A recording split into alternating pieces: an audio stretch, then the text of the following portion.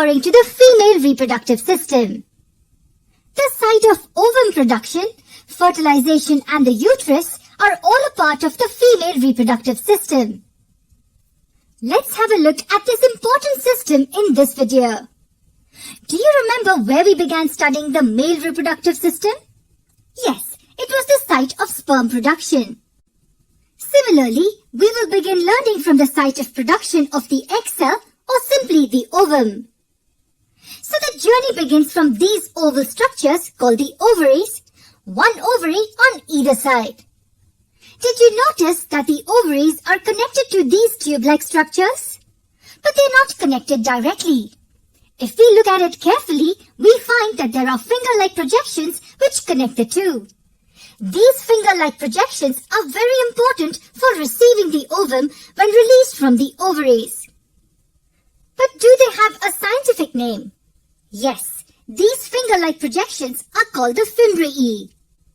The fimbriae help to hold the ovum released and also help to sweep it to the tubes present ahead.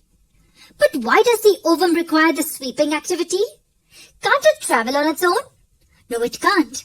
Unlike the motile sperm, the ovum is non-motile. It cannot move until it is pushed or swept by some other cells.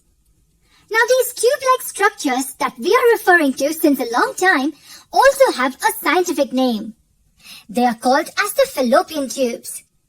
And what do you think will be their importance? Let me guess. Is it that they connect the ovaries to the uterus?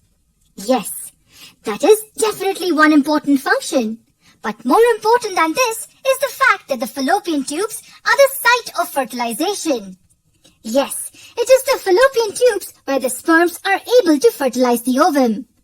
And from here, the zygote starts dividing and grows into an embryo. Now, where will this embryo go further? Needless to say, the uterus. We know that the uterus, commonly referred to as the womb, is the site of development of a baby. And when the growth of the baby is completed, it comes out of the mother's body through the vagina.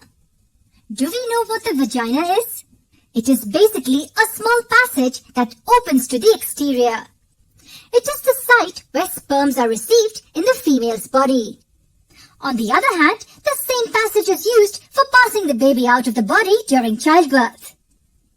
Now that you've learned both the reproductive systems, can you tell me which one is more complex than the other one? Just think for a moment. If you think it is the male reproductive system, then you may be wrong. Yes, the female reproductive system is more complex.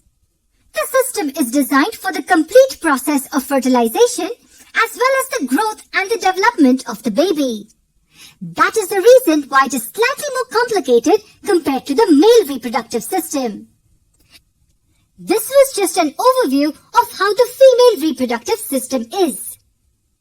We would get to know how every organ in this system works efficiently when we understand the process of fertilization and the development process of the embryo in detail.